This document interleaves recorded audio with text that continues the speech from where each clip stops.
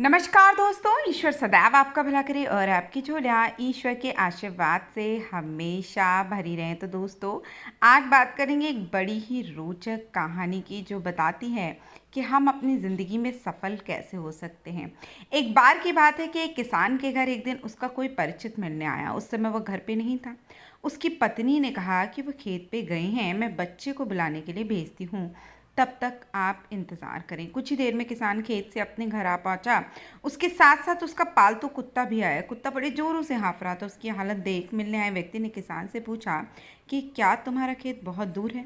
किसान ने कहा नहीं, पास ही है, लेकिन आप ऐसा क्यों पूछ रहे हैं? तो उस व्यक्ति ने कहा कि मुझे देख के आश्चर्य हो रहा है कि तुम और तुम्हारा कुत्ता दोनों तो साथ साथ आए, लेकिन तुम्हारे चेहरे पे ज़रा भी थकान नहीं है, लेकिन ये जो तुम्हारा कुत्ता है ये बुरी तरह से हाँफ रहा है। किसान ने कहा कि मैं और ये कुत्ता एक ही रास्ते से आए थे। मेरा खेत भी कोई खास दूर नहीं है, मैं थका भी नहीं हूँ, लेकिन मेरा कुत्ता थक गया। इसका कारण यह है कि मैं सीधे रास्ते से चलकर घर आया हूँ, लेकिन इस कुत्ते को आदत है कि ये अपनी आदत से मजबूर है। आसपास जितने भी कुत्ते से दिखते उसको देखते ये भौंकने लगता, भगाने लगता, उनके पीछे दौड़ता, भौंकता हुआ वापस मेरे पास आ जाता।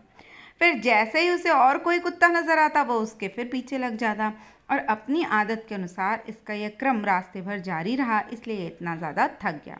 तो देखा जाए तो यही स्थिति आज के इंसान की भी है कि जीवन के लक्ष्य तक पहुंचना यूं तो कठिन नहीं है, लेकिन राह में मिलने वाले ये जो अनगिनत बाधाएं होती हैं, यदि व्यक्ति उनको देख देख कर उनको रिएक्ट करना बंद कर दे और जो उसका ध्येय है, जो उसका लक्ष्य है, यदि उस सीधी और सरल राह की ओर ही चलता रहे तो व्यक्ति अपने लक्ष्य से भटकता नहीं है।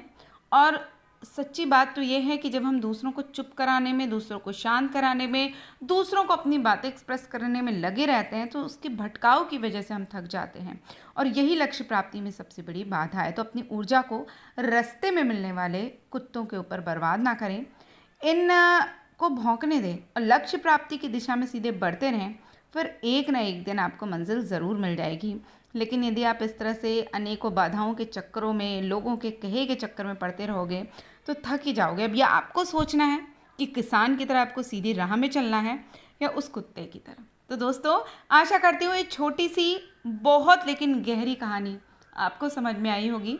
ऐसे ही रोचक कहानियों के लिए, जानकारियों के लिए कृपया आप हमारे चैनल को लाइक करें, सब्सक्राइब करें और शेयर करना ना भूलें। तो फिर मिलते हैं, तब तक के लिए नमस्कार।